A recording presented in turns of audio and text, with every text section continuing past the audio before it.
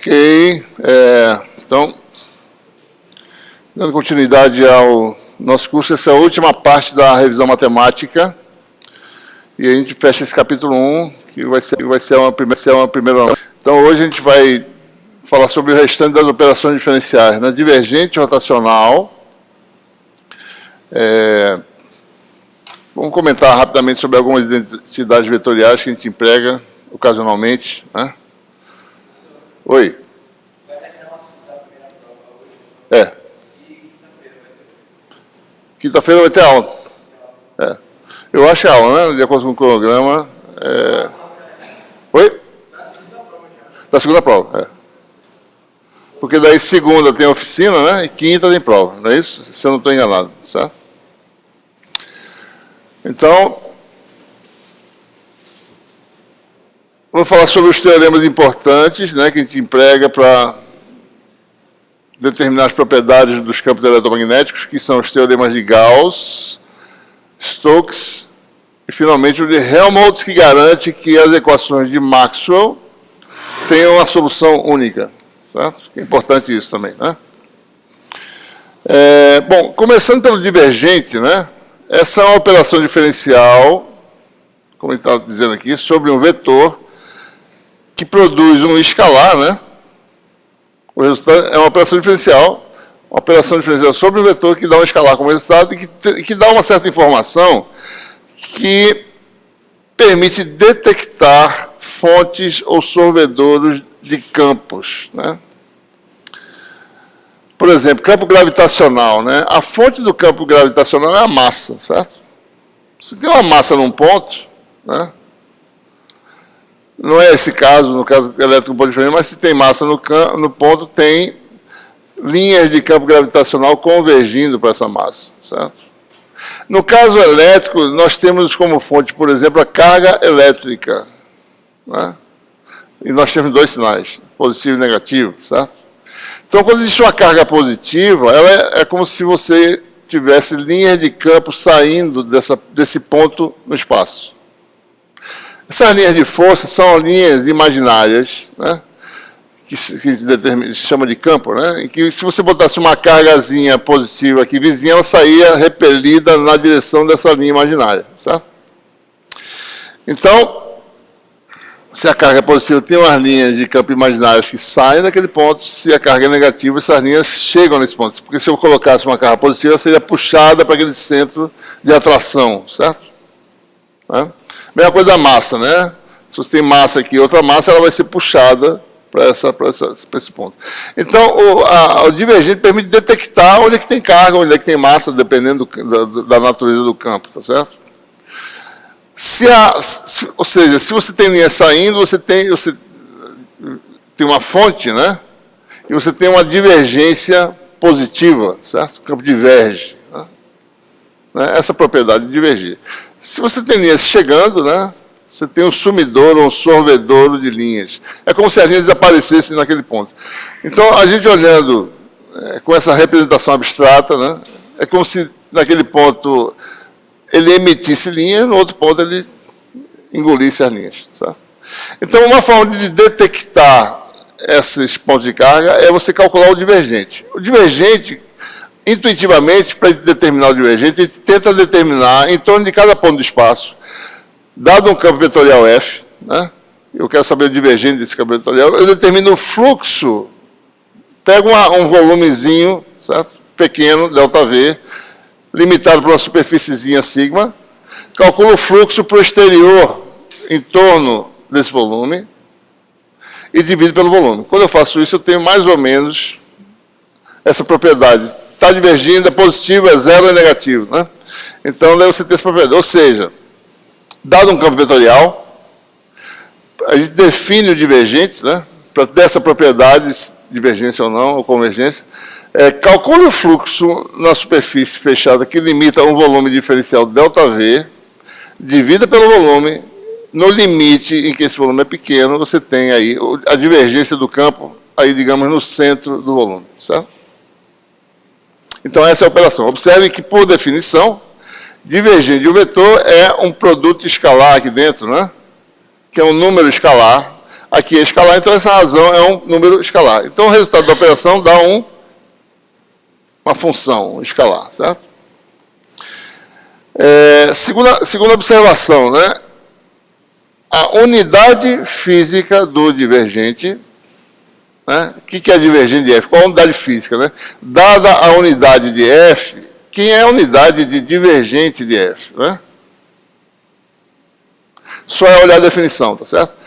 Unidade de f vezes área sobre volume. Então, a unidade física é o quê? Unidade de f por metro. Né? Certo? Então, aí dá uma ideia que vai ser um tipo de derivada que a gente vai obter, né? Do campo em relação às coordenadas. Né? Bom, então, suponha que você tem um sistema de coordenadas que a gente sempre chama OVW, né? Seu campo vetorial está decomposto nesse sistema, tá certo? Né? Componente U, lembrando sempre que cada componente de um campo vetorial é uma função de 3 variáveis, 4 quando entrar campos dinâmicos, né? Tempo também, né? Mas por enquanto nossos campos são estacionários, não tem tempo, as coisas não mudam com o tempo, né? São invariantes no tempo, então você tem função de 3 variáveis, né? Então, a gente vai pegar esse campo vetorial, pegar um volumezinho que se adapta ao nosso sistema de coordenadas. Um volumezinho desse, né, ele vai ser composto por um volume tipo um paralelepípedo curvilíneo, mais ou menos, certo? Porque o sistema é curvilíneo, né? Com 6 faces que limitam o volume, tá certo? Essa aqui é a face da frente, ortogonal ao versor AU, né? Face de trás, face do lado esquerdo de cá, do lado direito, do lado de cima e de baixo. Você tem 6 faces para calcular fluxo. Então, o fluxo vai ser uma soma, né, de fluxos em cada face dessa.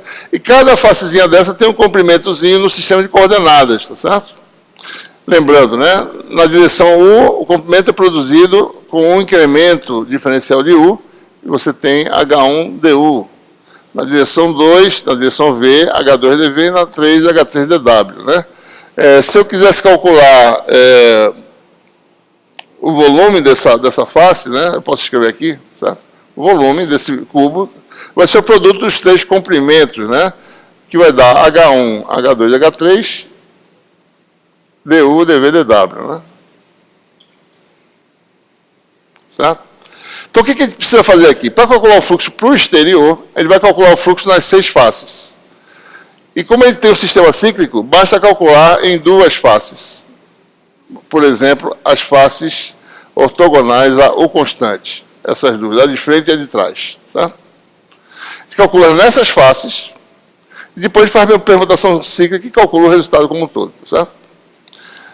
Muito bem, então vamos olhar para cá, agora isolado essas faces, né? A face da frente, a de trás, e tem uma face intermediária. Observe que esse cubo a gente corta com 3 superfícies intermediárias que se interceptam no ponto central do cubo, que tem coordenada U0, V0 e W0. Né? Certo? Que é o ponto aqui no meio. Né? Quando eu venho dessa face para cá, eu aumento a coordenada U da metade do incremento, aproximadamente. Quando eu vou para trás, eu diminuo da metade do incremento. Né? Certo? Então, se eu chamar de psi de U0 o fluxo na parede central, né? Nessa parede aqui, só calculando aqui, o fluxo nessa superfície central que a gente está mostrando ali. Tá? Então, lembrando, né? Ele tem 2 comprimentos. Um deles é esse aqui, que é o H3dW. E o outro é esse aqui, que é H2dV. Né? Aqui é o ponto de coordenadas do 0, V0, W0, o sentido de U é esse, certo?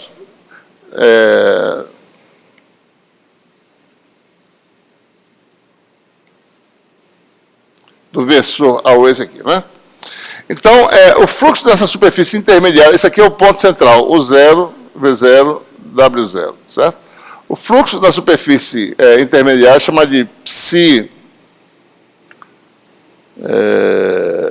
U, né? Ou seja, o fluxo da face U, através da face do sentido de AU, no ponto o zero VW, né?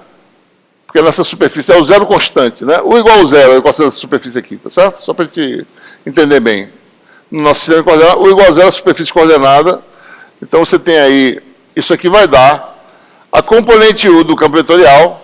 Quer dizer, isso aqui já é integral, né? Porque é diferencial. O tamanho vai dar FU vezes a área, que é H2, H3, dV, dW. Tá? Esse é o fluxo, certo? Então, o que a gente faz aqui é olhar isso como sendo uma função, tá certo?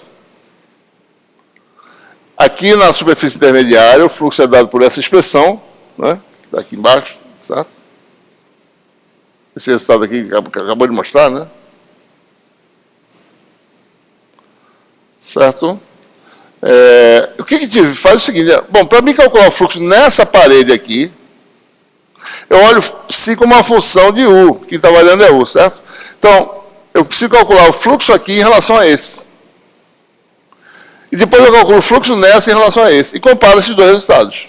Qual é o fluxo dessa parede e qual é o fluxo dessa parede em relação a uma referência central. Então, mais uma vez, usa a nossa aproximação em primeira ordem, né? O fluxo na parede, ou para frente ou para trás, é aproximadamente o fluxo na parede central, mais ou menos a primeira derivada da função vezes o incremento, certo?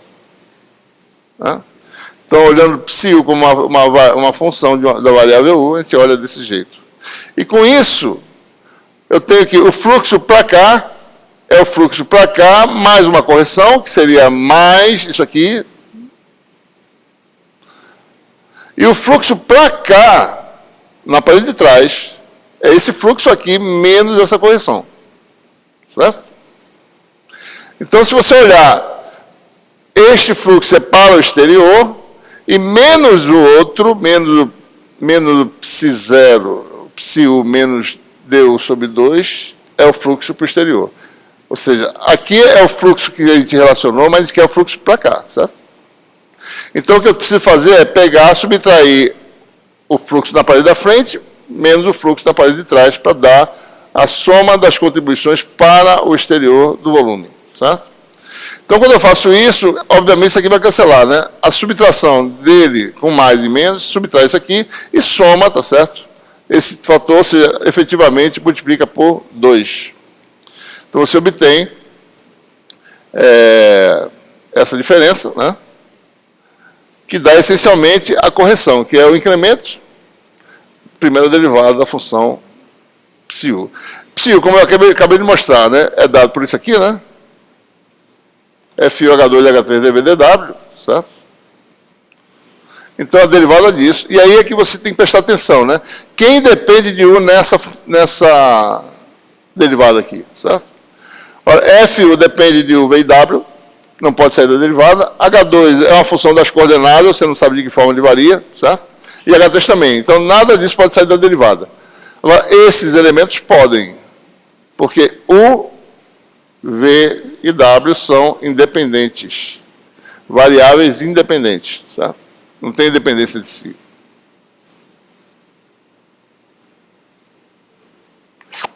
Então, isso aqui sai. Então, você fica com o produto, né? du, dv, dw, né? Fica aqui embaixo. Então, a contribuição dessas duas paredes dá esse resultado, certo? Então, duas faces, né? Então, se eu calculo a contribuição do fluxo na superfície U constante, eu tenho como resultado, certo? Esse termo aqui, ó, du, dv, dw, ddv, H3, H1, FU. Ou seja, o que nós temos aqui, né? Os parâmetros H nas direções distintas de U, aqui dentro, e aqui tem uma coisa que não muda. Se eu fizer na superfície V igual a K, eu faço uma permutação K1, chama de KU, certo? KV, permutação cíclica. A contribuição das paredes V constante vai dar du, dv, dw, ddw, né? H1, H2, FV. As superfícies W constante, ambas fornecem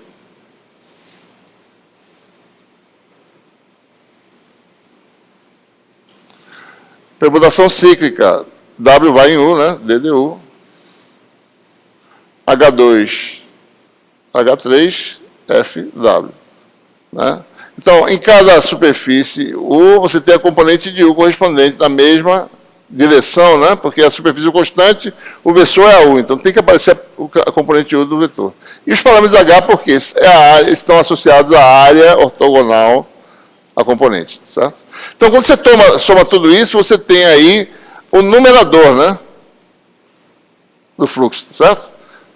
No fundo é isso que eu estou calculando. O fluxo para fora do volume vai dar essa soma aqui. Observe que vai ficar em evidência esse termo aqui, certo? E no denominador nós temos volume, certo?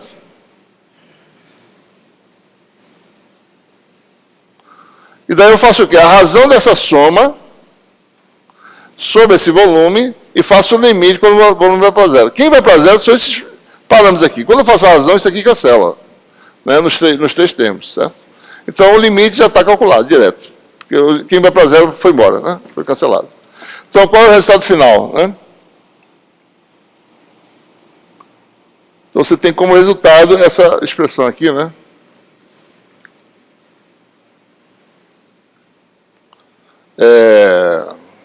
Esse resultado, né? Já fez o cálculo, tá certo? Então, você tem essa expressão, né? Parâmetros H, tá certo? E aí, como eu falei para você, vai ter um tipo de derivada atuando sobre F, né? Uma derivada meio complicada, tá certo? Que envolve as componentes de F, mas é uma soma de derivadas nas três componentes com os parâmetros H, que são fatores de escala, porque o sistema tem curvatura, né? Essas áreas aumentam, né? Se você sai do ponto, se você tem um sistema de coordenadas curvilíneas, uma área diferencial ela vai aumentando, tá certo? Se você pega, né? Mesmo diferencial. No sistema de coordenadas cartesianas isso não acontece, certo? Bom, então se você for calculando nos três sistemas, a gente basta de saber os parâmetros H do sistema para calcular, né? Lembrando que o sistema XYZ é H1 igual a H2 igual a H3 igual a 1, né? Então isso aqui tudo vai embora, né? Fx, ddx, Fy, ddy, Fz, ddz é a representação mais simples para o divergente, né? Soma de derivadas casadas, né? ddx da componente x, ddy da componente y, assim por diante. Né? No sistema RFZ, H1 igual a 1, H2 igual a R, né? E H3 igual a 1. Então vamos lá, H2, H3 é o que está aqui, tá certo? Daria R, né? Só para a gente ver, certo? Então, RFR, DDR, né? Esse produto aqui dá R também. Né? Então, o primeiro termo é sobre R, DDR de RFR. Aqui de novo, né? FV vai dar H1, H3, que dá 1, DF de φ, dφ sobre H1, H2, H3, que dá R. E aqui vai dar H1, H2, FZ. H2 vale R, com R de baixo cancela, fica 1 aqui, certo? Mesma coisa nos outros sistemas, né? Tome um momento depois para verificar isso aqui, usando os nossos parâmetros da carta, certo? Você tem essa derivada aqui, aparece aqui o produto dos H, só lembrando, né? H1 aqui é 1, H2 igual a R, H3 igual a R seno de θ, né? Certo? Então, por exemplo, só para verificar isso aqui, né? H1, aqui dá H2, H3 dá R2 seno θ, e o produto dos H vai dar R2 seno θ. Então, o seno θ cancela. O seno θ sai da derivada em relação a R, certo? E cancela aqui. Né? E assim por diante. Você pode verificar que vai dar esse resultado aí, certo? Bom, se você olhar especificamente, né, só algumas propriedades, né? O que é algo que dá divergente zero? Quando o campo passa, o que entra é igual ao que sai, o fluxo, né, líquido para fora do volume fechado é zero, certo? Não tem carga aqui dentro, tá certo? Por exemplo, né? Então a linha de campo está passando lá sem estar desaparecendo, né? Se o que sai é maior do que o que entra, né, certo? Então você tem uma divergência positiva, né? E vice-versa, se o que entra é maior do que o que sai, você tem uma divergência negativa. Então, essencialmente, é essa a propriedade que a gente está determinando, tá certo? Observem especificamente no sistema XYZ que é fácil observar que o divergente é o produto escalar desse vetor com esse, né? Lembrando que o único sistema em que os versores não variam com as coordenadas é o sistema XYZ, né?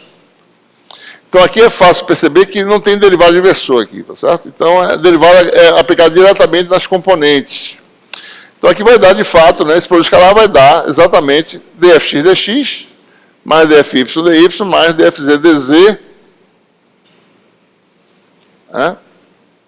Ou seja, em cartesianas, divergente é igual a nabla, né, que é esse operador aqui, certo? Escalar f. Então, o nabla aparece novamente, né? O nabla aparece agora representando uma nova operação diferencial.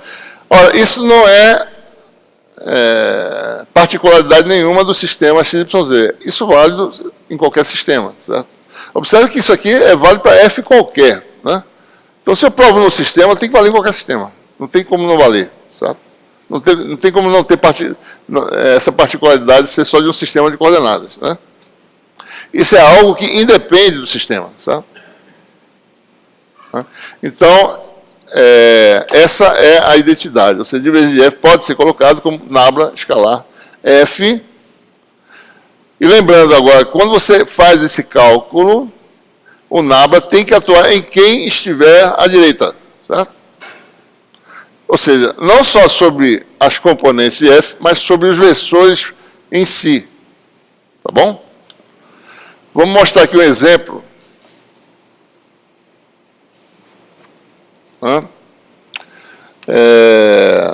Por exemplo, vamos calcular o divergente de Aφ, certo? O campo vetorial simplesmente um dos versores da sistema de coordenadas cilíndricas ou esféricas. Vamos calcular em cilíndricas. Então, F é igual a 1 Αφ, né? A segunda componente, que é a componente FV, é igual a 1, certo? Se eu for na definição aqui, tá certo? Vamos olhar para a definição. Se eu olhar lá em coordenadas cilíndricas, né? Eu tenho essa derivada, que dá 1, certo? Em cilíndrica, H3 vale 1, H1 vale 1. Derivada de 1 dá 0. Certo? Só tem esse termo, porque esse termo aqui não existe, nem esse. Não tem componente radial, nem componente azimutal. Só tem a componente... não tem radial nem axial, só tem azimutal, né? Então dá 0 derivada, ou seja, divergente desse campo vetorial dá 0. Tá? Vamos calcular agora direto, usando o nabla. Né? Aí você tem que ter muito cuidado, né? Eu podia achar, não, esse vetor é constante, a derivada dá 0. As derivadas vão dar 0. Não, não é assim. Tá? Vamos calcular, né? Produto escalar vai dar AR, produto escalar com a derivada de Αφ em relação a R, mais Αφ sobre R, produto escalar com a derivada de Αφ em relação a φ, mais AZ, produto escalar com a derivada de Αφ em relação a Z. Nós sabemos que o Αφ não depende de R, a derivada dá 0. Nós sabemos que o Αφ não depende de Z, a derivada dá 0. E nós sabemos que o Αφ depende de φ. Já foi calculado no exercício do monitor aqui, né? Isso aqui dá menos AR, essa derivada, certo? Produto escalar de Αφ com R dá 0, certo? Ok? Então, verificado, né? Se eu colocasse aqui, por exemplo, né? Vou modificar o exemplo aqui para ficar mais evidente. Se eu botasse um R aqui, certo? Então R, né? Para não ficar tão fácil. Deu 0, 0, 0, às vezes não quer dizer nada, né? Se eu colocar um R aqui, tá certo? Aqui ficaria derivada de R em relação a φ, tá certo? Daria 0. Tá? E aqui ficaria o quê? Bom, aqui eu teria a derivada de R, dava 1 Αφ aqui, certo? Derivada de R dá 1, né? Derivada de Αφ não tem derivada. Então, a derivada de DDR de R Αφ dá 1 Αφ, né? Eu teria a R escalar φ também dá 0 de novo, certo? Não mudou nada, né? Aqui o R sai da derivada, R sobre R dá 1 e a φ escalar menos R dá 0 de novo. Certo? Então eu mudei a função da 0. Né? Em particular, a gente está vendo aqui uma propriedade fundamental. Né? Qualquer função, qualquer vetor, né? Da forma função só de R, a φ, qualquer que seja ele, tem o quê? Divergência nula. Qualquer vetor, esse vetor, se você for ver as linhas para R constante, ele faz isso. Ó. Ele nem começa nem termina em nenhum ponto de espaço, não é verdade? Né? Ele é na direção do azimuth, tá certo? Então, R constante, o campo vetorial é sempre tangente, né? A superfície é constante. Esse tipo de vetor aqui, não é isso? Ele começa e termina em algum lugar? Não, né? Uma linha fechada, certo? Então, linha fechada não tem divergência. Divergência igual a 0. Né? Então, o campo com essa propriedade, ele tem divergência 0. A menos que houvesse uma dependência em φ, que esse campo aumentasse, talvez, variasse, tal, mas não é o caso. Então, se ele depende só dessa distância, ele sempre vai ser constante em módulo, numa circunferência, e sempre vai ter divergência 0. Ou seja, essa é a representação assim, abstrata. A gente olha uma coisa que, uma linha fechada, é como se fosse um campo que nem começa nem termina, certo? Ok? Bom, mas só para mostrar, né, que usando ambos os casos, tá certo? A gente, se a gente esquecesse das derivadas em relação dos versores, eu ia calcular a derivada aqui direto e ia calcular errado, tá certo? Então você tem que calcular aplicando as derivadas. Pois não?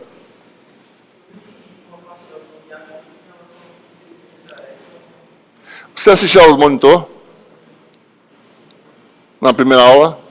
Ele fez isso aí em classe, certo? Isso aqui foi calculado, isso já foi demonstrado, né? Aqui está o R, né? Vou fazer geometricamente, tá certo? Aqui está... Deixa eu fazer melhor aqui, peraí. Vou fazer rápido aqui, certo? Essa é a circunferência de raio 1, certo? Vamos olhar aqui o plano XY, tá? Mais ou menos. Né? Aqui você tem o versor AR, né? E eu vario o φ de dφ, tá certo? Então aqui nós temos a nossa construção, tá certo?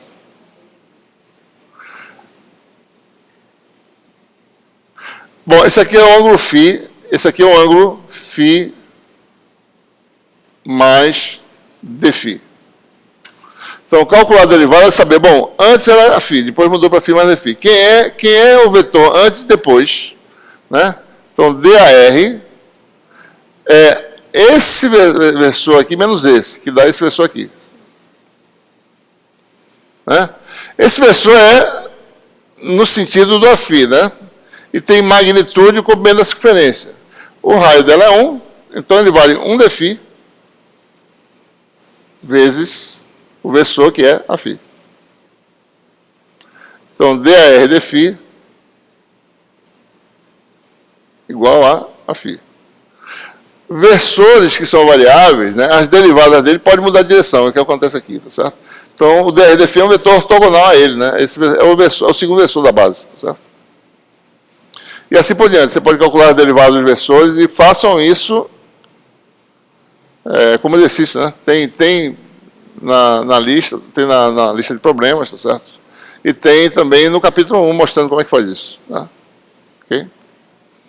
Mas o Lucas fez isso, acho que na primeira aula, tá certo? Eu acho. Ele me disse que fez, né? Ok? Alguma dúvida aí, pessoal? Ok, então, segunda operação diferencial, quer dizer, terceira, né? Gradiente, operação sobre uma função escalar gera um vetor. Divergente, operação sobre um vetor gera um escalar, que tem um significado físico. Uma outra propriedade importante é a propriedade rotacional. Campo que faz assim, ó, que roda, certo? Isso aqui, por exemplo, como esse que eu falei, né? Uma φ, né? Tipo a φ, né? Que ele forma uma linha fechada, nem começa nem termina, mas tem essa propriedade de se fechar. Né? Então, uma forma de medir essa propriedade é você calcular, certo? Mais uma vez, né? Bom, tem um campo vetorial. Será que esse campo tem essa propriedade de circular em torno de um ponto? Bom, aí depende de... Você tem que definir um plano, tá certo? Que dá uma direção ortogonal a esse plano. Para cada direção do espaço, né, eu mediria a circulação do campo, uma circulação, né, com uma integral de linha fechada, e daria como o sentido do polegar o sentido desse vetor que ele está chamando de rotacional. Né? Então, se eu quero calcular rotacional no sentido do vetor AI, né, eu calculo a circulação numa área diferencial ortogonal a AI, vejo se ela existe, se ela não nula. Né? Se existir, então tem uma circulação, tem um certo grau de circulação. Né? Então, e divido pela área, tá certo? Mais uma vez, né, um processo limite. Se a área é delta sigma. Então, se você quer calcular o rotacional no sentido de AI, você vai ter, então, a projeção do rotacional, hot de F, né? Projetar no sentido de AI é um limite, mais uma vez, para a gente poder calcular no ponto, né, central, da circulação do campo vetorial pela área, né, ortogonal àquela distância, que é o delta sigma I. A circulação, como eu falei para vocês, é sempre feita, né, a integral de linha é sempre feita de forma que a área está à esquerda, né, usando a regra da mão direita, certo? Então, eu defino um vetor área que está no sentido do polegar, então você está circulando com a área está sempre à esquerda, né, da sua circulação, certo? Então, a regra do polegar define essa distância. Mais uma vez, vamos no nosso sistema de coordenadas generalizadas, calcular uma componente do rotacional apenas. E depois faz permutação cíclica. Né? Então, por exemplo, componente no sentido de U, definimos uma área, né? Cada segmento aqui é a interseção de duas superfícies coordenadas. Né? Então, a área ortogonal a U é o produto de dois comprimentos, H2 e H3, né? dV dW, certo? Então, o que eu preciso calcular? Bom, a área eu já sei, né?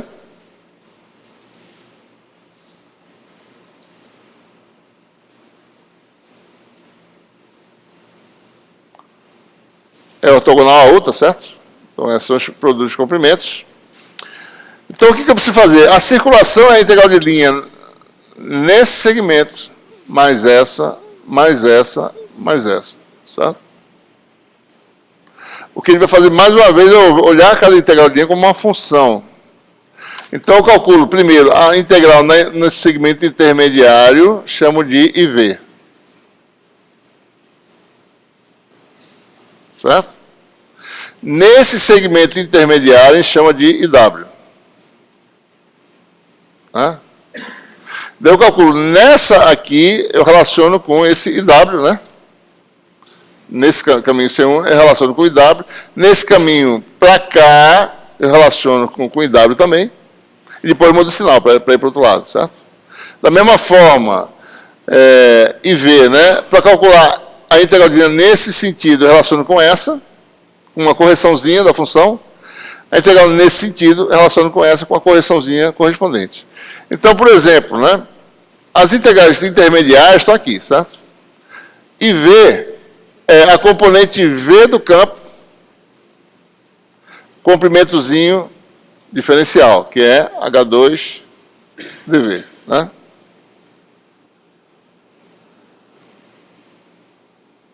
Certo?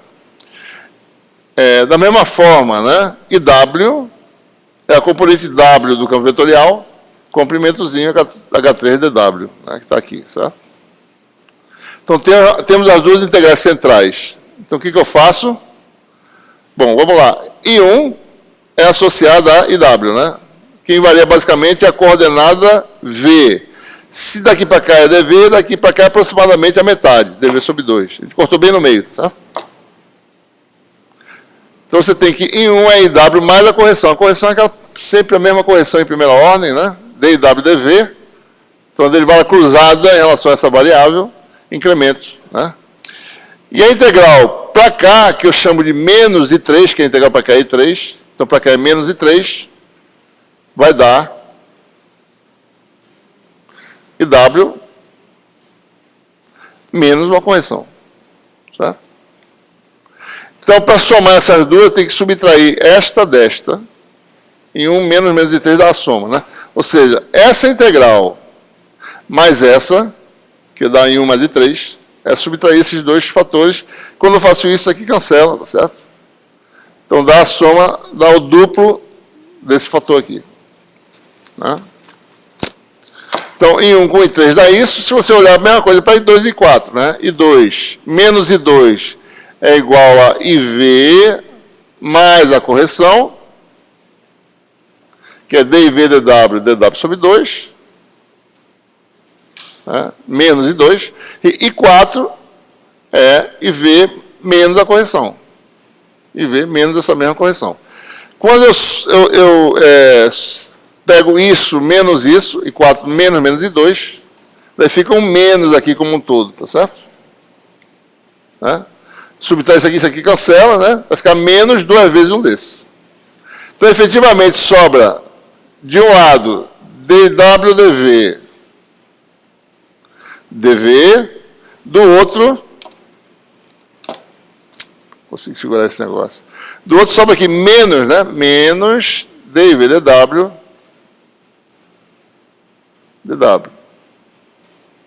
né?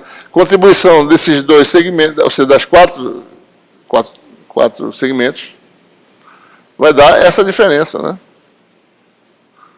Que dá exatamente isso aqui, né? Olhando, quem é IW? IW está aqui, tá certo? Aliás, IV está aqui. H2, FV, né? DV. Quando eu calculo a derivada, o DV sai da derivada, né? Certo? E IW está aqui, certo? DDV de H3, FW, DW sai. Então, você fica aí com um fator comum, que é o produto das diferenciais, derivada cruzada, subtraída uma da outra. Certo? Então, temos o numerador para a componente U. O denominador quem é? Já falei, né? É a área, H2, H3, dV/dW. A razão no limite vai cancelar o que vai para zero, que é isso aqui, certo? Então, fica este fator sobre H2, H3. Tá? Então, você tem, no limite, uma componente do rotacional sendo calculada, certo? Ok? E daí o resto a gente faz o quê? Permutação cíclica, né? Vai para V, aqui vai ser H3, H1, aqui vai ser DDW, né? H1, FU, né? Menos DDU, né? H3, FW. E assim por diante, né? Você tem as outras componentes, né? Fazendo permutações cíclicas, né? Só olhar que está a sequência cíclica aqui, nos casos, certo? É. E daí a gente pode calcular para os vários sistemas usando os parâmetros H que a gente já tem, tá certo? Então aqui você tem a expressão mais simples, né? Não tem fator H nenhum, tá certo? Em coordenadas cartesianas. Né? Então, a derivada cruzada, né? dFZDY menos dFYDZ, mais permutações cíclicas, né? O que quer dizer? Você vai para Y, aqui vai para X e aqui vai para Z. Aqui vai para Z, aqui vai para X. E assim por diante, né? Olha uma componente e você sabe as outras, certo? Okay? É claro que nos outros sistemas é um pouco mais complicado, porque os fatores H você tem que tirar da derivada, alguns deles, outros não, né? Mas vamos ver aqui rapidinho, tá certo? Vou fazer em cilíndrica só para ver como é que é. Vamos lá, em cilíndrica vai dar H1 igual a 1, H2 igual a R, H3 igual a 1, certo? Componente U, né? Vai ser 1 sobre H2 e H3, certo? É sempre, cada componente, o denominador são os Hs ortogonais, aquela componente, 2 e 3. H2 e H3 dá R, tá certo? Então vai dar o que aqui?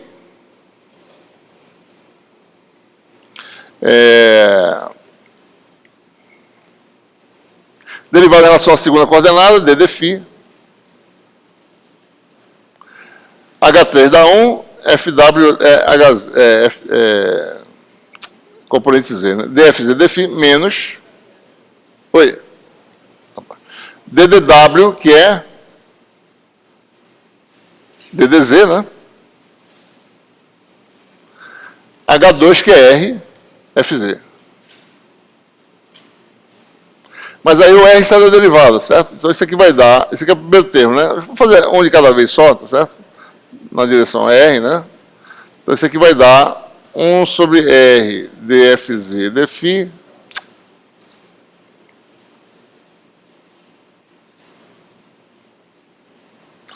menos dFZ dR.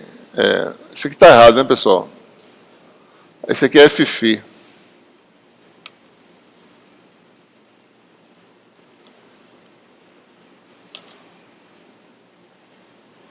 dFφ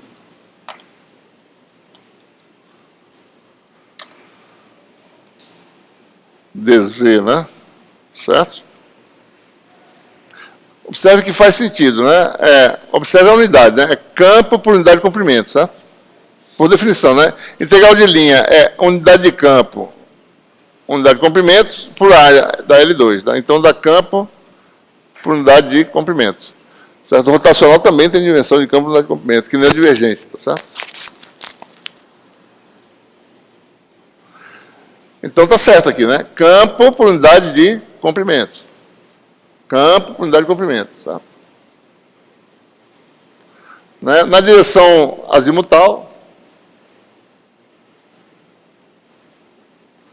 1 sobre H1, H3, que dá 1, certo? H1 vale 1, H3 vale 1. Então vai ser Zφ, vai ser DDZ, né? H2 Fφ, certo? Tá certo? DDZ, H2, W, né? 3 vale 1, não, H1, desculpa, que H2 é Φ. Não pode ser, né? Tem que ser H1 FR, né? F, certo? Aí você muda o sinal, troca a posição, tá certo? DDR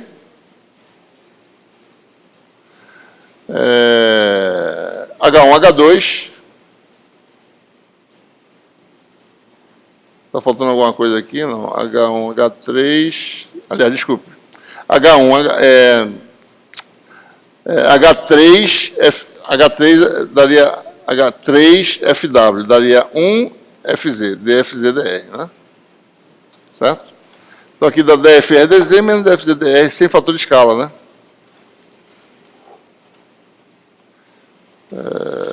DFR DZ menos DFZ DR, tá certo?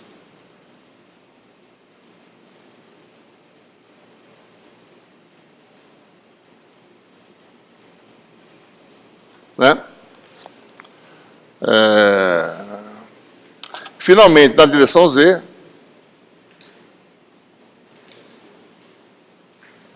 isso aqui vai dar 1 sobre H1, H2, que dá 1 sobre R. Né? Derivada de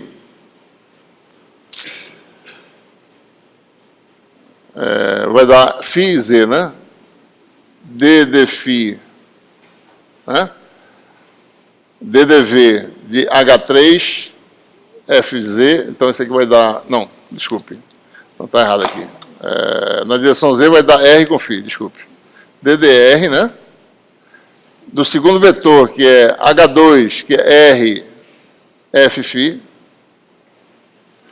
menos DDφ de H1 FR, dá 1 vezes FR, que dá FR, certo? DFR, DFI. Né? Isso aqui fica assim mesmo, né? Isso aqui vai dar 1 sobre R, DDR de R Fφ, menos 1 sobre R, DFR, Dφ. Mais uma vez, está certa a dimensão, né? Campo, unidade de comprimento, comprimento cancela, campo, unidade de comprimento de novo, certo? Vamos só saber se está certo aqui. Bom, não tem expressão aqui, né? Mas só tem no livro, certo? Vamos ver aqui no livro, tem, né? Vamos lá, chega lá no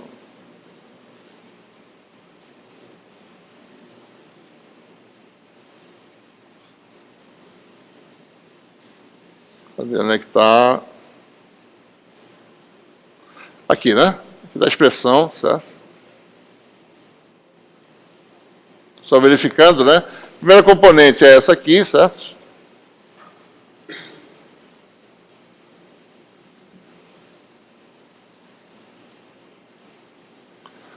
Né? dfz dφ sobre R, df dz, né? Vamos ver lá. df dz sobre R, tá ao contrário, né? Acho que eu errei esse não foi? Ah, não, tá errado. Ah, não, tá certo? Não. Peraí, pô.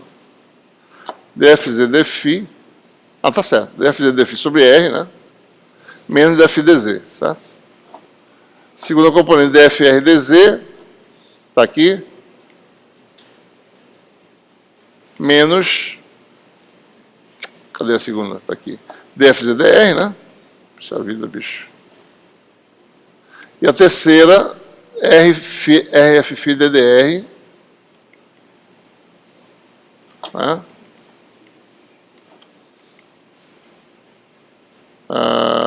E a outra também, né? dfr dφ sobre R, né? Tá correto, certo? Bom, só para a gente olhar a expressão, já que está aqui, aqui é a expressão mais complicada em esféricas, né? Eu não mostrei ela lá, mas está aqui no livro, certo?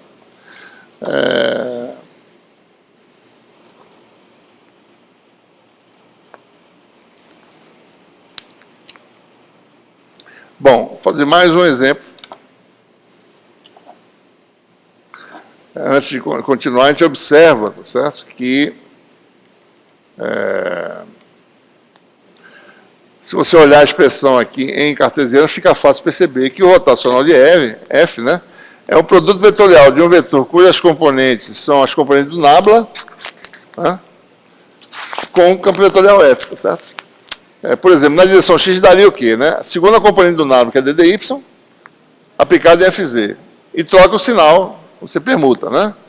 Terceira componente do nabla, segunda do f, tá certo? Mais permutações cíclicas. Se você observar, em cartesianas, mais uma vez o nabla aparece, né? Agora produto vetorial. Se no divergente era ponto, no rotacional é x, tá certo? É o produto cruzado, produto vetorial, né? Mais uma vez, não depende do sistema de coordenadas, isso vale para qualquer sistema. Mas, mais uma vez, lembrando que nabla tem que atuar sobre os versores, né? Então, a título de ilustração, se a gente calcular o rotacional de um vetor, que é o vetor radial, vamos olhar o vetor radial como é que é, tá certo? O vetor radial em esféricas, como é que ele é? Se você olhar, bom, depende.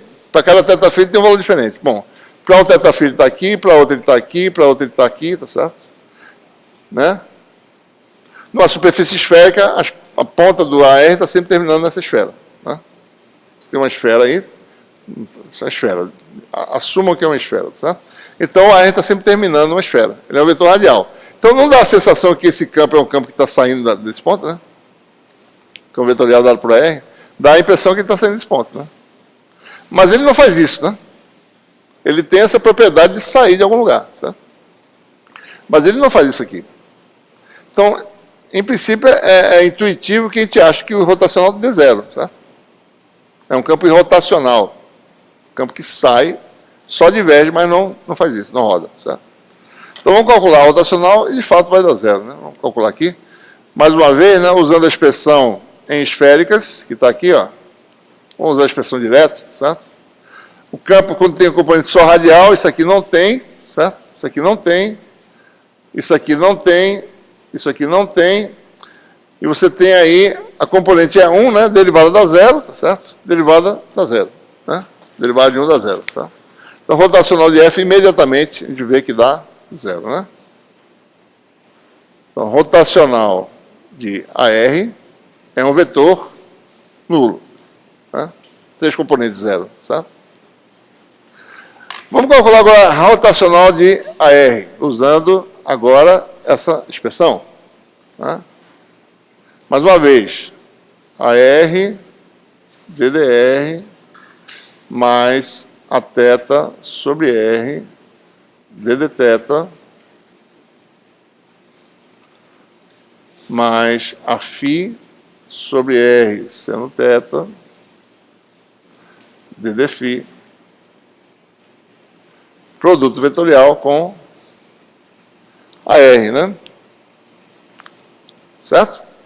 Então, o que eu faço? Eu faço AR vetorial ddr de AR, mais a θ vetorial ddθ de AR, mais a φ sobre R seno θ, produto vetorial com DAR dφ.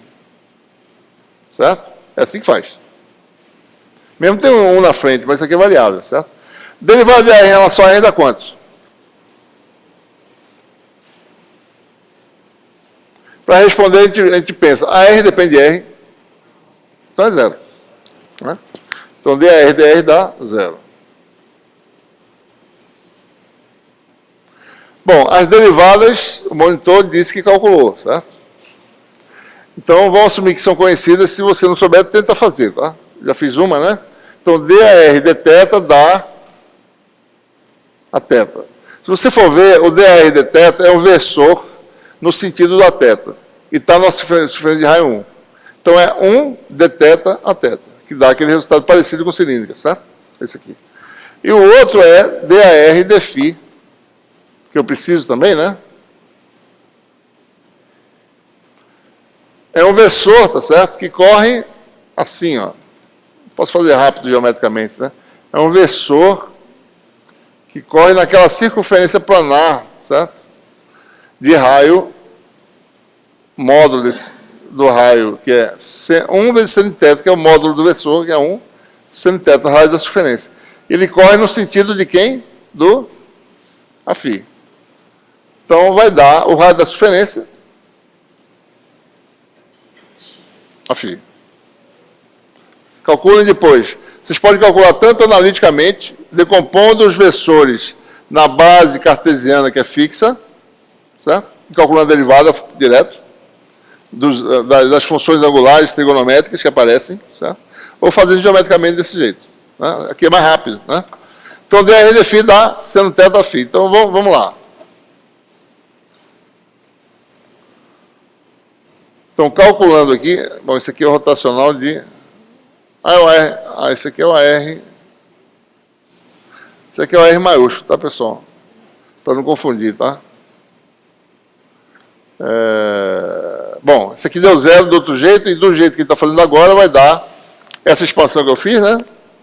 Essa derivada dá a θ, como eu falei, e outra derivada sendo θ φ. Então, você tem produto vetorial a θ. Vetorial a θ dá quanto? Zero. A φ, vetorial a φ dá zero. Então, apesar de ter cálculo de derivada aqui, o resultado deu zero também. Né? Então, esse campo é irrotacional. Ou seja, ele não tem essa propriedade aqui. Ó. Ele faz isso. Certo? Ele é um campo que tem divergência, mas não tem rotacional. Tá? Tá?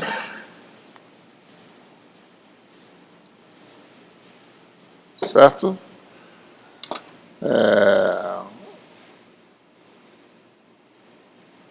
Muito bem. Veja, a gente acabou de definir rotacional numa definição que é muito empregada, né? Essa definição original aqui, certo? Rotacional numa direção de um versor aí é a razão da circulação sobre a área diferencial no limite em que a área vai para zero, certo? Existe uma segunda definição que guarda uma grande semelhança com a definição do divergente, certo? A gente vai só colocar a definição sem fazer demonstração, né? Só para mostrar a semelhança, certo? Uma vez ou outra a gente emprega essa definição. Tá? Então, uma segunda definição para o rotacional é essa aqui. Ó. Dado um volume fechado, limitado para uma superfície, um volume diferencial, né? Sempre no processo diferencial. Limitado para uma superfície fechada sigma, o elemento lá fora é de sigma. Então, o rotacional de F tem uma definição completa, tá certo? Né? Que é parecido com o divergente. O rotacional de F é o produto vetorial de d sigma com F integrado na superfície sobre o volume. Tá? Observe a analogia com o divergente. Né? A única mudança que a gente faz aqui é trocar a posição, trocar o ponto pelo x pelo ponto, vice-versa. E em cima é parecido, né? Só muda a operação, certo? Só que você tem que lembrar, o sigma fica do lado esquerdo, certo? na definição aqui do rotacional. Aqui não há importância, você pode botar de sigma do lado direito ou esquerdo, porque aqui comuta, aqui não, certo? Né? Então, isso é essa dualidade, né? É muito semelhante, as definições são muito semelhantes. Um produto vetorial resulta nessa propriedade de circulação, e o produto escalar resulta na propriedade de divergência do campo vetorial. Né? Então, uma vez ou outra, a gente pode usar essa definição aqui para demonstrar alguma coisa que a gente precisa fazer, certo? Ok? Bom, nós temos aí algumas identidades vetoriais, né, que são empregadas no curso. Né? Estou colocando algumas delas aqui, né, a título de ilustrativo. Vamos fazer uma delas aqui, certo? Por exemplo, uma regra da cadeia, né, empregando uma mistura de função com escalar, divergência de um vetor, que é uma função vezes um vetor. Né? Nós sabemos, por exemplo, deixa eu fazer uma outra aqui antes dessa, certo? Mais simples, né? Pela própria natureza do nabla, né, se eu fizer o gradiente, né, eu não coloquei essa identidade, vamos fazer aqui rápido, de FG, o que a gente espera que dê isso aqui? A regra da cadeia normal. O que vocês podem dizer para mim o que vai dar isso aqui? É derivada do produto de duas funções, certo? Então, isso não é de se esperar que dê a mesma coisa, uma extensão do caso tradicional que a gente conhece. Então, vai dar o quê? A primeira derivada da segunda, né? Mas só que a derivada é gradiente. Tá? Então, F gradiente de G mais G gradiente de F. Isso aqui é tranquilo de se demonstrar, né? Porque nabla, ele é um vetor, mas são derivadas, né? São operações diferenciadas em cada componente. Então, se você imagina uma componente só, a regra da cadeia vai dar certo, e você soma depois no final, vai dar esse resultado aqui. Tá? Uma propriedade. Se tiver 3 funções, aí fica complicado, mas vai ficar produto de 2 com gradiente da terceira e assim por diante. Tá? Certo? Bom, mas aí você tem agora coisas um pouco mais elaboradas. Você agora tem um divergente, por exemplo. Divergente de FA.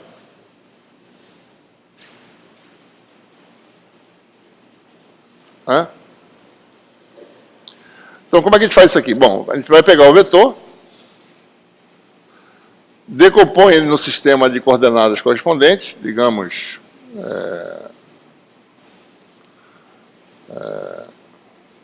chamar de J, tá certo?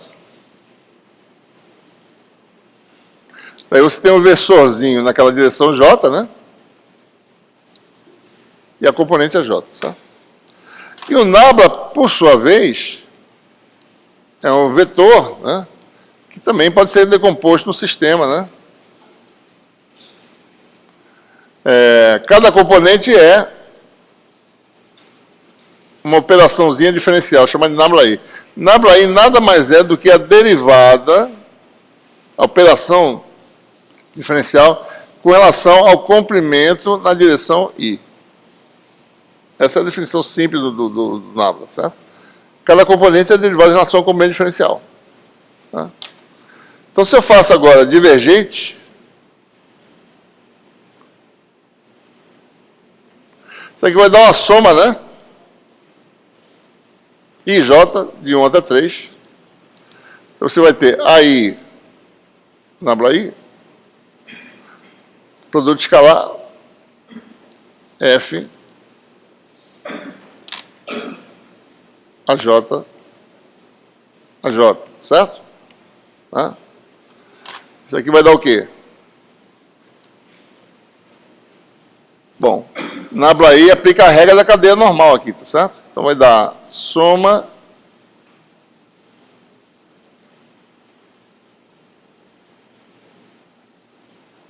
daí você derivada, né? Você tem a derivada de F vezes produto escalar com esse vetor. Então esse vetor sai, tá? Fica AJ.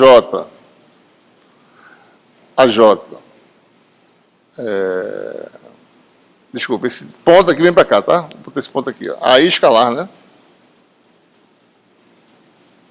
AI escalar, o resultado da operação diferencial, que vai ser nabla I.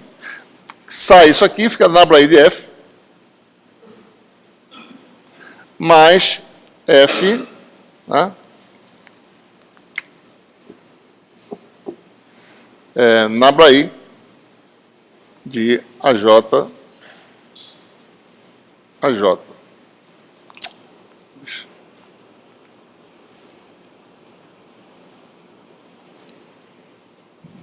Certo? Bom, mais uma vez, isso aqui vai dar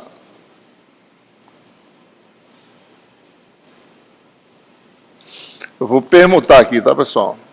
Vou passar esse ponto para cá, botar para lá e ficar assim, ó, AJ, produto escalar com AI, Nabla I aplicado a F, mais AI, mais F, né? AI, Nabla I, produto escalar com AJ, certo? Na verdade, esses termos estão fatorados, né? Esse aqui pode ser escrito assim, ó. Soma de J igual a 1 até 3 de AJ, produto escalar com soma, isso aqui é uma soma dupla, na verdade, né? Igual a 1 até 3 de AI, Nabla I, e F sai da soma, certo? Posso botar, eu vou deixar aqui mesmo, tá? Aplicado a F. Essa soma, o F não depende de I, né? Mas, mesma coisa, F, soma de I igual a 1 até 3 de AI, Nabla I, produto escalar com a soma, vou botar aqui embaixo,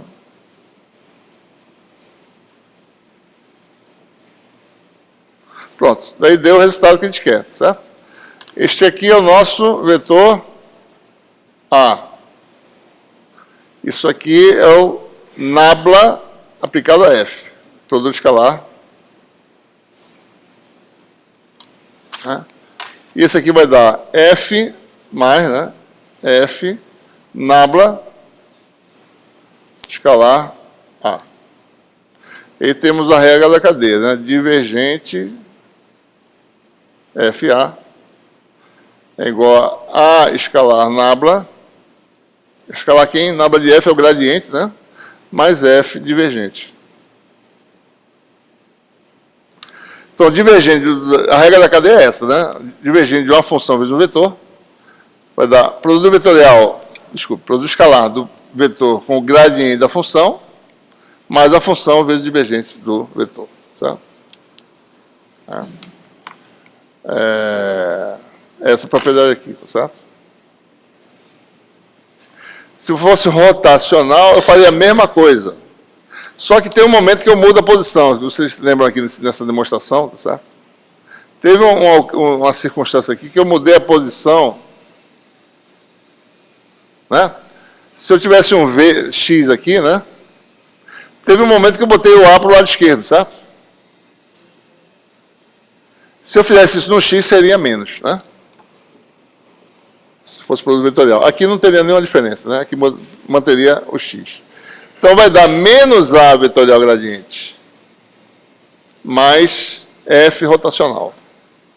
Então quando você faz a mudança, muda para X aqui, tá certo? E aqui quando muda o sinal, porque eu tive uma permutação que eu fiz, né? Eu faria a mesma coisa, só que mudaria isso para cá e aqui mudava o sinal.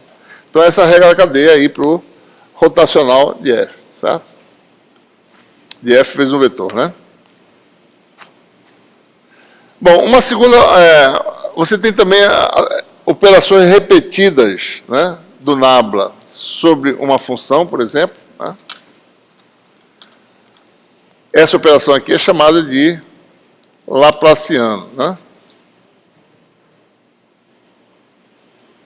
Nabla de Nabla. Né? Como é que isso é gerado? Né? Você pega primeiro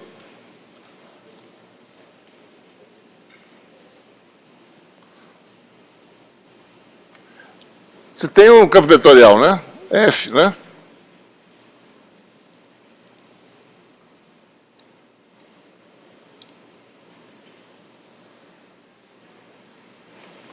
Certo? Você vai ter as componentes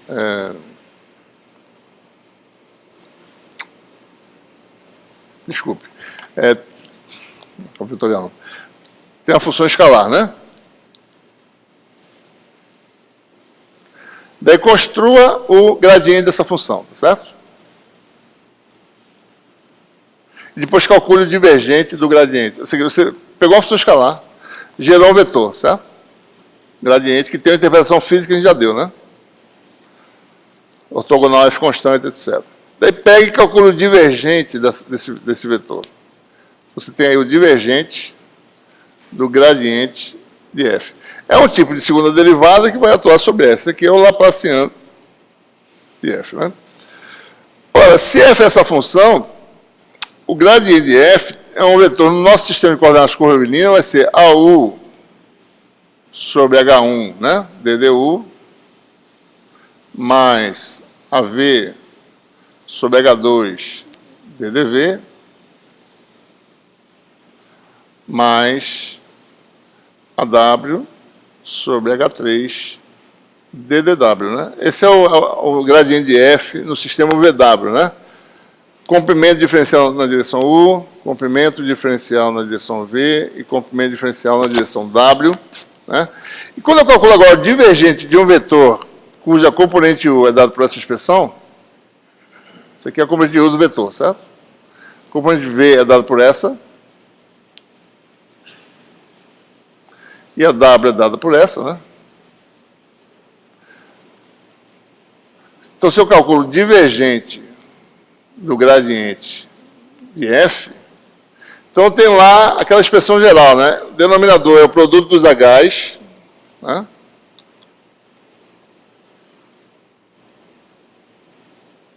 E aparece a derivada do primeiro termo, né? DDU de FV, DDU de FU, H2, H3, não é isso?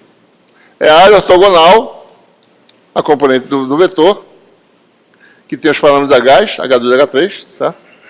E a componente desse vetor, a ortogonal é essa área, que é a componente U. Então, H2 e H3 é FU, mas FU é dado por isso, certo? Então, tem um H1 aqui embaixo, DF, DU. Os outros termos, permutação cíclica, né? Mais H3, H1 sobre H2, DF, DV, mais DDW, H1, H2 sobre H3, DF, DW, né? Então você tem aí essa operação diferencial. Esse aqui é o Laplaciano de F, tá certo? É dado por essa expressão, essas combinações de derivadas de segunda ordem. Né? Oi.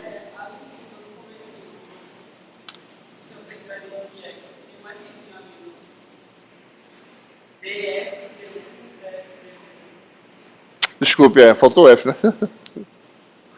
É verdade. Tá certo, obrigado, viu? DFDU sobre H1, DFPV de H2 e assim por diante, né? Eu botei só as derivadas. Tá? Então aí você tem a expressão geral para o Laplaciano, que é uma operação que a gente vai encontrar. Laplaciano aparece. Solução da equação de Laplace. Laplaciano potencial igual a zero. Solução da equação de Poisson. Laplaciano da função potencial igual a densidade de carga a menos de um fator de escala em um sinal, certo? Equação da onda. Laplaciano do campo mais uma constante vezes do campo igual a zero. Homogênea. Não homogênea igual a alguma coisa. Então tudo tem Laplaciano em todo canto. Equação de Schrödinger, mecânica quântica, Laplaciano da função de onda mais alguma coisa, certo? Então, todas as equações diferenciais do espaço tridimensional geralmente envolvem o Laplaciano. Então, por isso que é importante essa operação diferencial. A gente vai trabalhar com isso, a gente vai resolver alguns problemas que recaem em equações diferenciais de segunda ordem, que envolvem o Laplaciano, certo?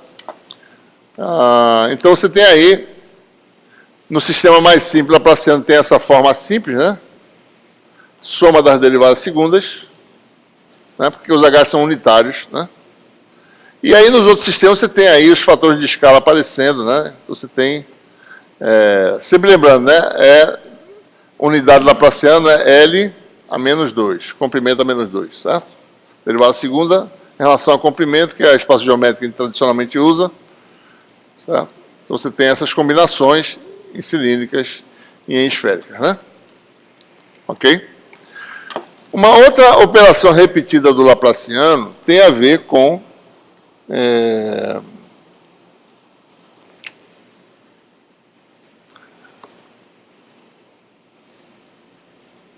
aplicação sucessiva, dependendo de como você aplica, pode dar um resultado que é uma propriedade fundamental. Uma delas é, se você tem um vetor, que você demonstra que esse vetor é o gradiente de uma função, tá?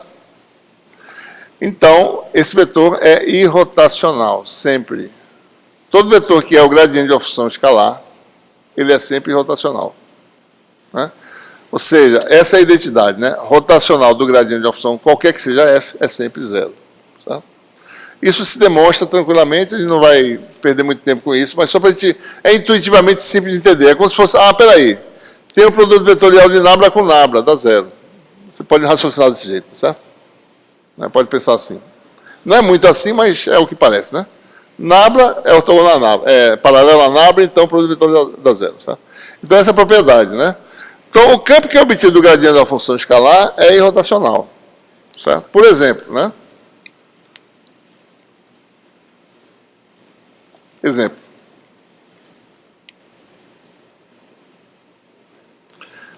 F igual a R.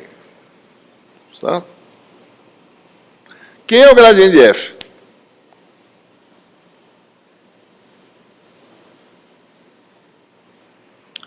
É df dr vezes AR, né? Só depende de R, na verdade. Só tem uma derivada, né? df dr.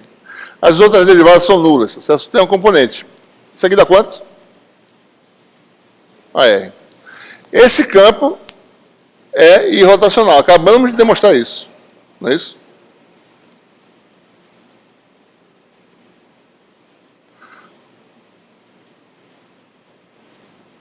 Desculpe. Então, o vetor AR é obtido do gradiente de uma função, que é a função R. Então, ele é irrotacional.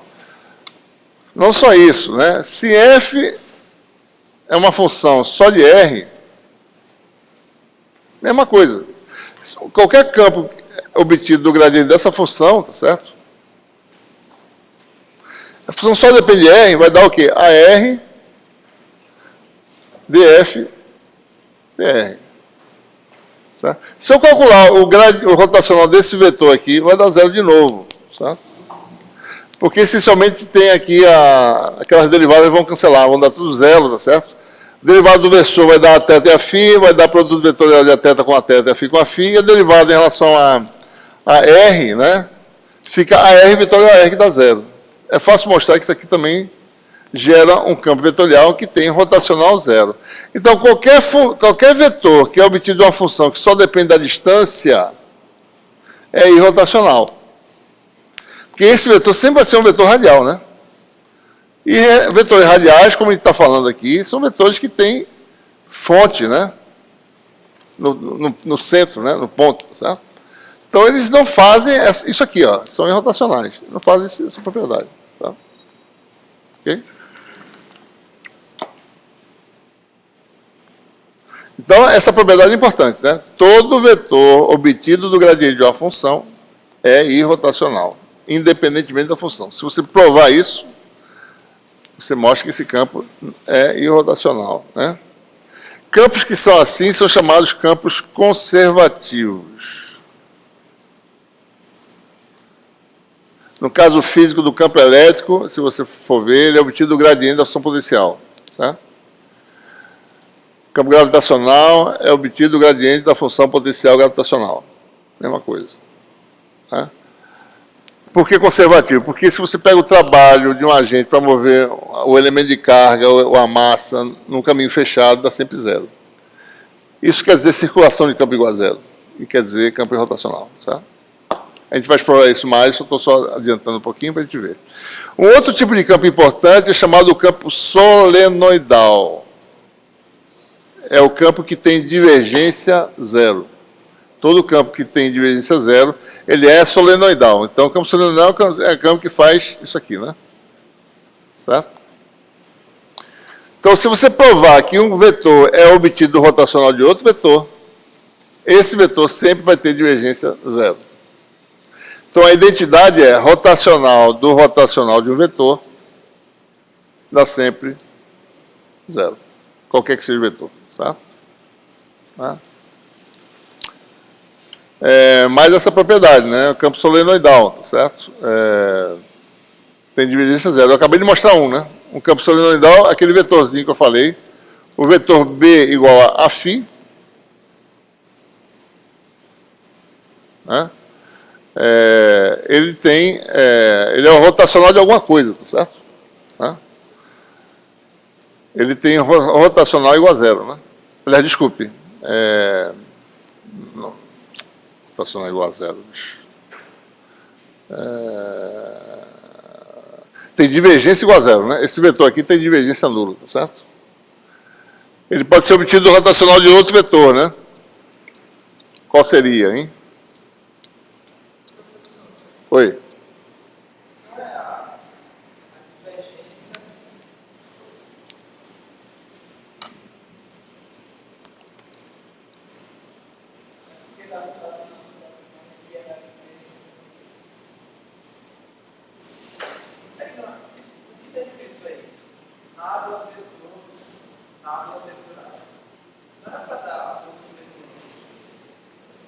Você está errado isso aqui. Que naba vetor? É isso aqui, pô. Não faz sentido realmente, né? Isso aqui dá um terceiro vetor, é verdade. Isso aqui dá um vetor, isso não dá zero, não. É isso aqui, ó, desculpe. O divergente do vetor que é obtido do rotacional do vetor dá zero, né? Tá certo aqui, porque daí que aqui eu esqueci, sei lá, mudei aqui, certo? Obrigado aí, valeu. Então, todo vetor B que é obtido do rotacional de outro vetor, então eu estava vendo aqui achando estranho também. Peraí, rotacional. Mas não, quando a gente está aqui, a gente vê diferente de quem está aí, entendeu? A gente às vezes não vê direito. Bom, mas está certo. Então, é divergente do rotacional de A dá zero. Então, um vetor obtido do rotacional de outro, você pode mostrar que o divergente dá zero, certo? Ok? Muito bem, vamos para a parte final da aula. Bom, tem algumas identidades vetoriais que estão lá no livro, né? Tente demonstrar algumas dessas, tá certo? Uma interessante é essa produto misto, né? Ele tem essa propriedade de permutação cíclica, né? Se você fizer permutação cíclica, mantendo a mesma posição dos operadores, essas coisas são iguais, tá certo? ABC, CBA, BAC, né? Então, a permutação é essa, se faz assim, né? Mantendo a posição do DOT, do produto escalar e do produto vetorial, certo? Essa também, né? Uma vez ou outra a gente pode usar isso aqui, tá certo? Produto triplo, que é exatamente esse negócio que a gente acabou de ver, né? Que dá um vetor e não dá um... Então, isso aqui dá uma combinação de dois vetores, AC na direção de B com vezes B, né? Menos A com B para escalar na direção de C vezes a magnitude de C, certo? E aí tem outras mais complicadas, que são muito difíceis de demonstrar, tá certo? Estou colocando aqui só a título de informação, né? Essa a gente vai usar em algumas situações, né? Deixa eu ver, vamos usar nesse curso, e vamos usar também no curso de Eletromag 2, ela vai aparecer em algumas situações, certo? Muito bem. Bom, para concluir essa aula, nós temos agora 3 relações integrais importantes, né? Que são, 2 delas são as generalizações das definições microscópicas para o divergente e para o rotacional. Então, o divergente é uma relação que você demonstra num pontozinho, né? Num volume diferencial, certo? Se você calcula o fluxo, ou o microfluxo, digamos assim, que sai do volume diferencial delta psi, certo? Você tem um campo vetorial qualquer, né, permeando o espaço, certo? F, né? Daí você calcula o fluxo desse campo vetorial para fora do volume diferencial, divide pelo volume, você tem o divergente. Então, essa é a definição microscópica, né? É a razão entre esse fluxo diferencial por unidade de volume quando o volume vai para zero. Então, é um diferencial de fluxo em relação a um diferencial de volume, certo? Então, isso quer dizer o seguinte, que eu posso dar, se eu calcular divergente de F no centro, eu posso aproximadamente estimar quem é o fluxo que sai daquele volume, né? Eu passo para cá, isso aqui, né? Eu calculo o microfluxo que sai do volume diferencial. É o divergente no centro, aproximadamente, vezes dV. A pergunta é, se eu pegar o volume macroscópico, né, como esse aqui, certo? Vamos subdividi-los em volumes diferenciais. Isso aqui é o iésimo volume. N volumes, certo? Cada volume tem aproximadamente um tamanho V sobre N, onde N é o número de volumes, né? Eu faço N bem grande, de forma que cada volume se transforma em volume diferencial. Uso a definição divergente em cada volume desse e vou somando todas as contribuições e a gente quer ver o que vai acontecer nesse processo. Tá? Então, quando eu faço volume bem pequeno, né, e somo os fluxos nos volumes, do outro lado, né, eu vou ter a soma, né, desses termos aqui. Cada termo é dessa forma aqui. Ó. Volume do iésimo elemento, divergente de F no iésimo, no centro, mais ou menos, do iésimo elemento. Soma de igual a 1 até N, eu faço isso no limite em que o número de elementos é muito grande, de forma que você tem volumes, praticamente, tem um contínuo de volumes diferenciais, e essa relação é cada vez mais verdadeira, certo? Ora, o segundo membro, que é isso aqui, é simplesmente a integral de volume, né? No volume macroscópico V. Então, o volume é V. Essa soma dá integral de volume do divergente de F, certo? E essa soma aqui dá o quê? A integral com calma, né?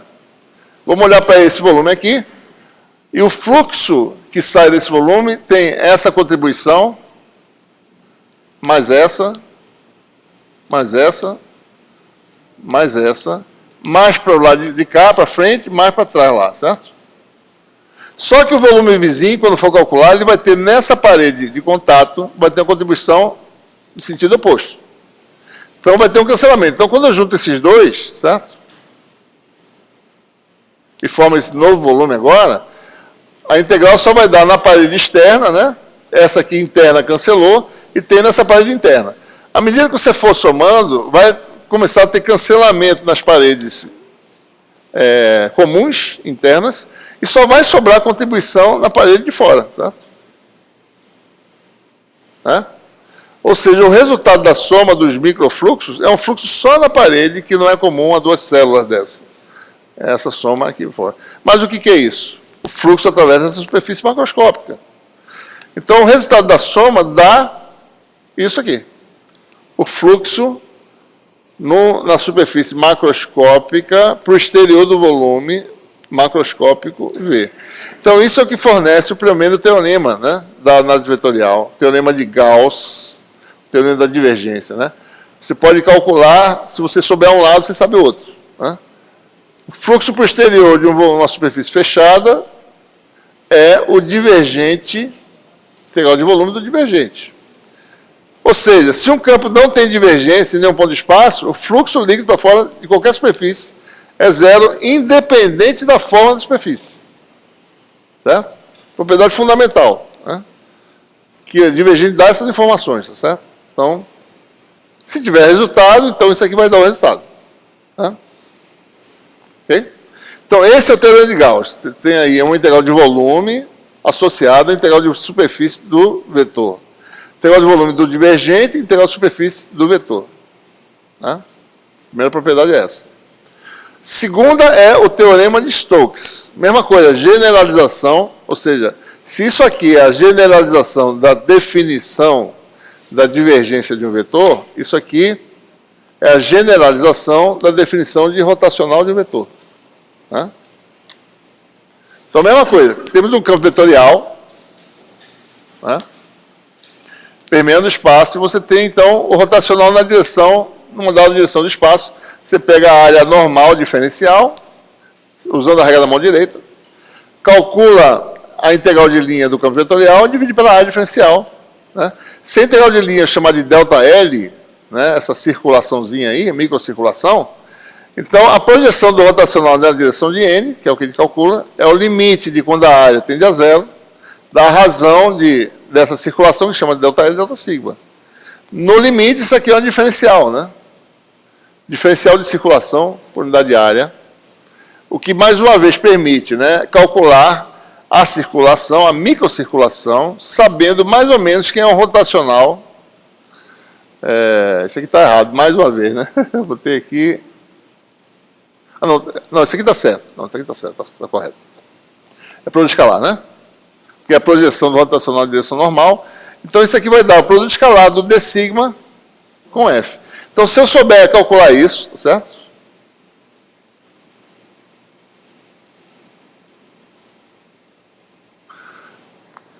Se eu souber calcular essa integral de área aberta, agora não é fechada, né? Integral aberta.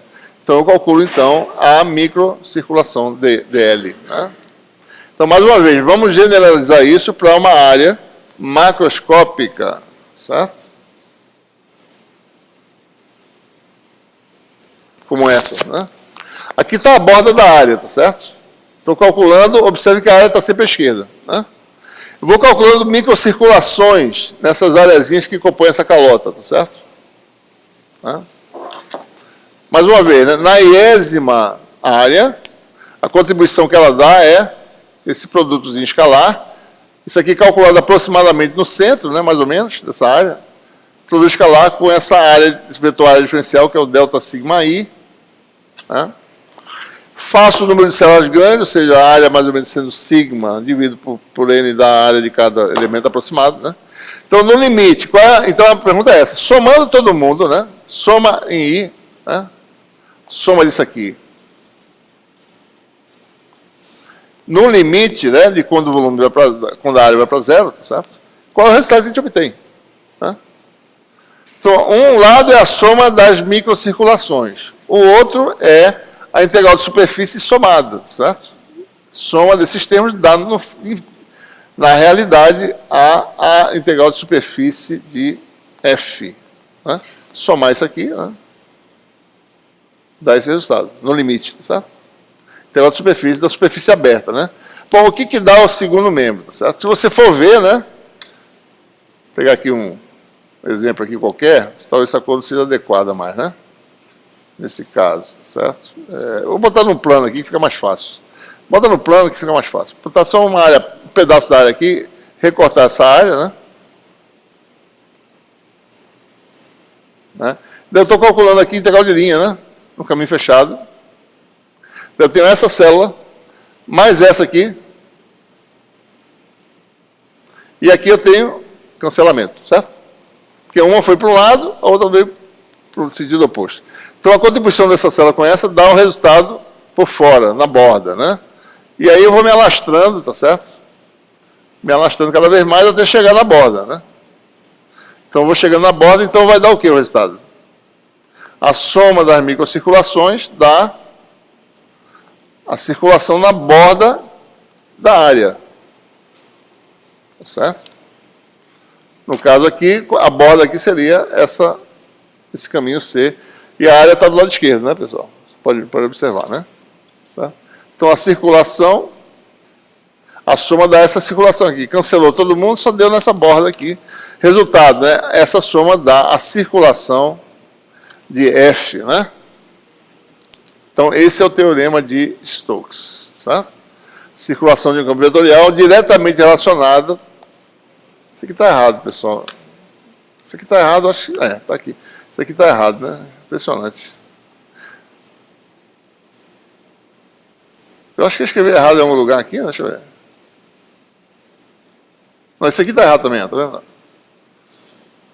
Aqui era nabla. Tem um erro aqui, por isso que eu estou achando estranho. Rotacional de F, certo? Corrigindo a nota lá, tá?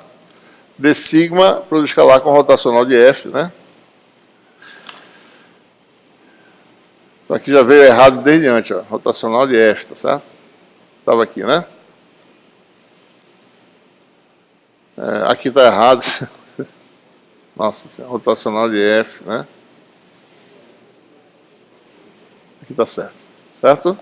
Então, o teorema de Stokes é esse. A integral de superfície do rotacional é diretamente relacionada à circulação do campo na borda da área. Tá? Então, lembre-se, não esqueçam, tá? No divergente, ó, sigma limita V, certo? Sigma é a superfície de fronteira que limita V. O elemento de área é para fora do volume, para o exterior. Aqui, L, o caminho C, limita sigma. É uma superfície aberta e o caminho L limita sigma, certo? Ok?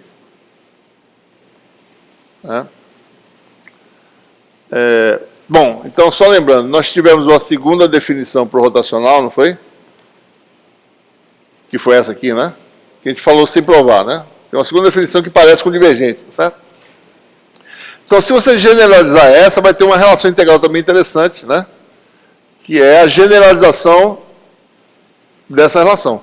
Deve dar algo parecido, né? Agora vai dar integral de volume. É parecido com o teorema de Gauss, tá certo? O teorema de Gauss é ponto. Ó. Integral de volume divergente é o fluxo do vetor para fora do volume. No caso do rotacional, tá. Integral de volume do rotacional é integral de superfície do produto vetorial do elemento de área com o vetor F. Tá? Tem essa segunda definição aqui que vem dessa definição aqui. Segunda obtenção de relação integral que surge dessa definição adicional do rotacional. Tá? Bom, então, concluindo, né? Tem o teorema agora final, que a gente conclui esse capítulo 1, que é o teorema de Helmholtz, né? Que garante que as equações de Maxwell funcionam, certo? Do jeito que elas estão escritas, né? Então, o teorema de Helmholtz essencialmente diz o seguinte: dadas algumas propriedades de um campo vetorial, certo? O campo vetorial, no caso, é o vetor A. Se eu conhecer a componente normal de A, suponha que você tem uma superfície que limita um volume V. Então, eu estou estudando um campo vetorial A nessa região aqui, só nessa região. Então, eu encerro, meu universo é essa região de volume V, certo? Ela termina na superfície sigma. Depois daqui não tem importância o que eu quero, qualquer especificação para o vetor, campo vetorial A. Tudo que eu sei está aqui dentro, certo? Por exemplo, você pode ter um cabo coaxial que é um cilindro condutor e tem o condutor interno que é o cilindro condutor. Então, o universo é entre os dois condutores. O que acontece ali dentro, certo? Você tem a limitação de volume ali, né? Então, aqui também. Então, o meu universo tem um volume V limitado por sigma. Então, suponha que eu queira estudar um campo vetorial, saber as propriedades mínimas necessárias para eu conhecer esse campo completamente. O teorema de Helmholtz diz isso. Se eu conheço completamente a projeção do campo vetorial na direção normal à superfície fronteira, se é conhecido isso, se é conhecido o rotacional do vetor, esse vetorzinho F aqui, e se for conhecido o divergente do vetor, que é a função escalar F, então, se eu conhecer completamente essas três coisas, ou seja, isso na superfície e essas quantidades aqui no volume, então o teorema de Helmholtz garante que A é único. Só tem um A que satisfaz essas propriedades. Certo? Não tem um segundo vetor com as mesmas propriedades, só tem um. Isso é importante porque as equações de Maxwell são especificações, né, para o rotacional e divergente de um campo vetorial. Você precisa resolvê-las para saber um dado dispositivo que tem uma determinada geometria, tem dada imposição de propriedades na fronteira, por exemplo, uma superfície condutora, forçando que o campo seja normal à superfície, né? Tem algumas propriedades. Então, se você tem esse confinamento, você não sabe o que é o campo. Você precisa saber o que é o campo para saber qual é a propriedade, qual é a resposta do dispositivo, né? Você saber quem são os campos, para calcular outras coisas, né? Quem é a carga que está ali, qual foi a separação de carga nos condutores, por exemplo. Precisa do campo para saber isso, certo? E assim por diante. Eu preciso resolver o problema. Então, se eu souber totalmente o divergente rotacional e essa propriedade na fronteira, que da forma mais simples possível seria a componente normal do vetor, então só tem uma solução. A solução é única e você pode dizer que o seu dispositivo, baseado nessa solução, vai ter uma determinada resposta, certo? Então, essa é a propriedade. Esse é o teorema de Helmholtz, essencialmente. Tem aqui uma prova rápida desse teorema, tá certo? Que envolve essas coisas que ele falou agora. O teorema de Gauss, né? Teorema, propriedade campos irrotacionais, etc. Vamos fazer uma prova rápida. Não se preocupem em entender profundamente isso aqui, mas só para vocês verem que a gente vai usar as coisas que a gente falou aqui, tá certo? São conceitos básicos, né? Então, a prova de mostrar que esse vetor é único é provando o seguinte: se tiver um segundo vetor que tem as mesmas propriedades, esse vetor tem que ser igual a A. Não pode ser diferente de A, certo? Então, vamos ver se isso é verdade.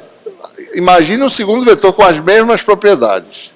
Divergente é o mesmo, rotacional é o mesmo, e a componente normal é a mesma, certo? Então, eu tenho que provar então que B igual a A. Não tem um segundo vetor com essas propriedades. Tá? Vamos lá.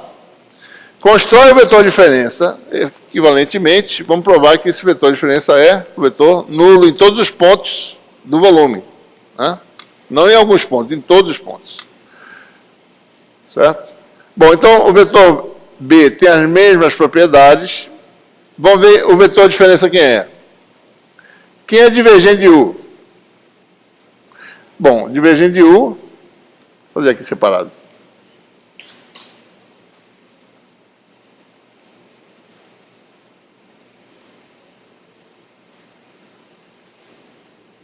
Não é isso? Linearidade aqui, né? Divergente de B menos divergente de A, mas isso aqui dá a mesma coisa, né? F menos F, que dá zero, certo? Quem é rotacional de U? Mesma coisa.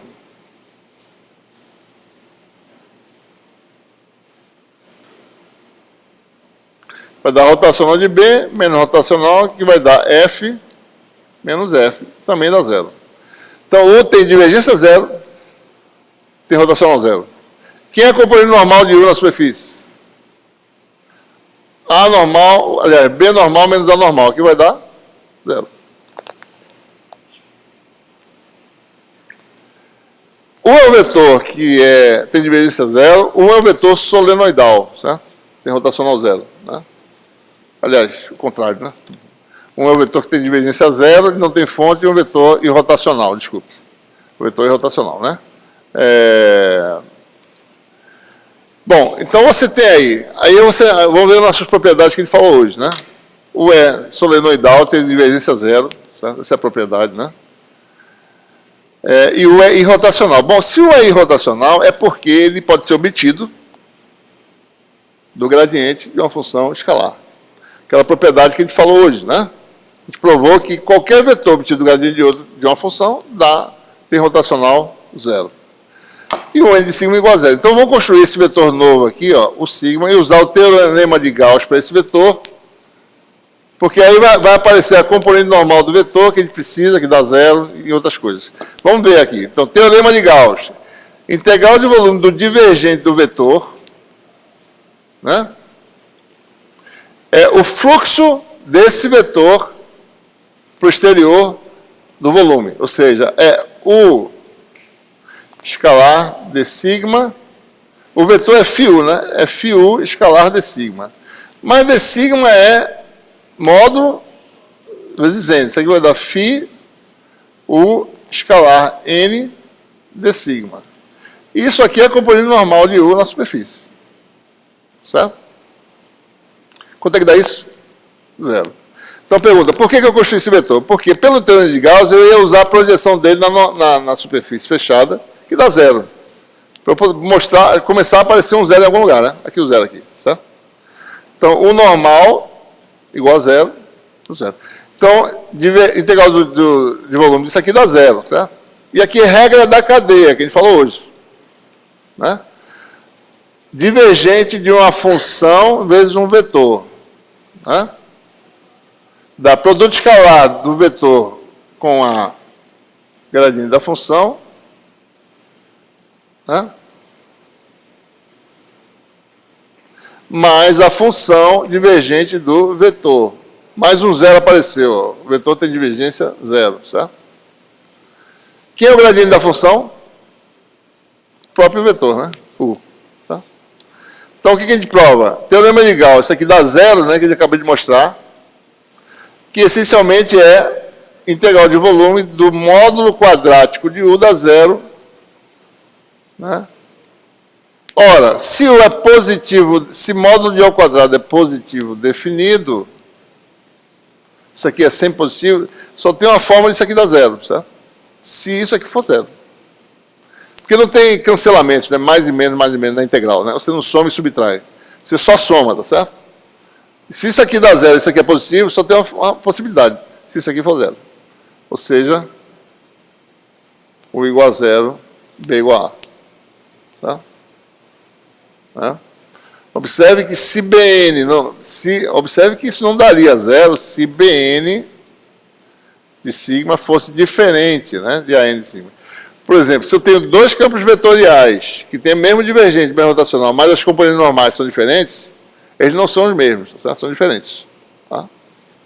Eles são parecidos, mas não é o mesmo vetor. Tá? Eles têm alguma semelhança que a gente vai dizer depois quais são. Certo? Ok? Então, esse é o teorema de Helmholtz. Garante que, dadas as propriedades de divergência rotacional de campo vetorial e a componente normal desse campo vetorial bem especificada, você tem a solução única. Certo? O que acontece é o seguinte, se você não souber essa componente normal, você vai ter uma solução geral para o campo com o quê? Constantes arbitrárias. Certo? Como qualquer equação diferencial. Né? Se você não sabe as condições de fronteira ou a condição inicial, você tem uma solução geral com constantes arbitrárias. Você tem a forma da função. Você não sabe exatamente o valor específico, mas sabe se é a função seno, cosseno, etc. Mas não tem o valor específico.